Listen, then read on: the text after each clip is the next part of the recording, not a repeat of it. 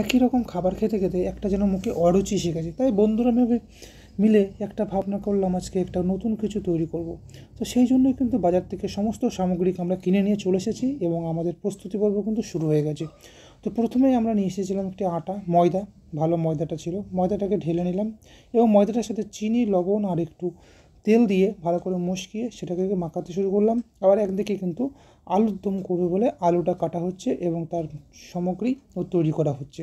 এভাবেই কিন্তু আমাদের সেই দিনকার সন্ধ্যায় এভাবে আমাদের খাবার তৈরির জন্য সবাই প্রিপারেশন শুরু করে দিয়েছি। দেখো আটাটাও এদিকে মাখা হচ্ছে কিন্তু খুব সুন্দরভাবে মশকিয়ে নেওয়ার পরে। আটাটা মাখা হয়ে যাচ্ছে কিন্তু অনেকক্ষণ ধরে টাইম লেগেছিলো। একটু হালকা গরম জল দিয়ে আটাটাকে মেখে নিলাম এইভাবে। অনেকটা টাইম ধরে মেখেছিলাম আটাটা, ওই জন্য আটাটাও ভালো হয়েছিল, বেশ নরম। লুচিগুলো সব ফুলেছিল। এটা ভালো লেগেছিলো। খাটনি করে করলে যদি সেটা ভালো হয় না তখন দেখবে খুব ভালো লাগে। এটাই হচ্ছে মেন ব্যাপার। তো ওইদিকে আবার দেখো আলু কাটাও হয়ে গেছে অনেকটা। আলুগুলো এবার আমরা কিন্তু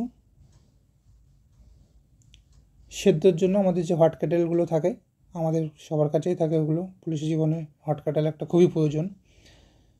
হট কেটেলের ভিতরে আলুটাকে আমরা সেদ্ধ করতে দেবো আলুর দম করার জন্য। এই যে আলুটাকে কাটা হয়ে গেছে, এবারে আলুটাকে কিন্তু আমরা সেদ্ধ করতে দেবো হট কেটেলে। আর এইদিকে দেখো আটাটা আমার মাখা শেষ, ময়দাটাকে আমি কিন্তু ঢেকে, এদিকে আলুটাও সেদ্ধ হয়ে এসছে, প্রায় সেদ্ধ করতে দিয়েছিলাম হট কেটেলের মধ্যে।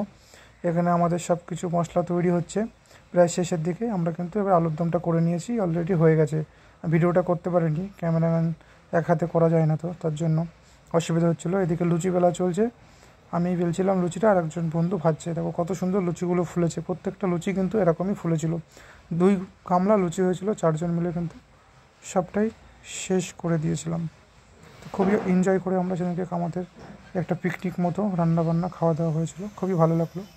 এরকম অনেকেই করে, আশা করি খুব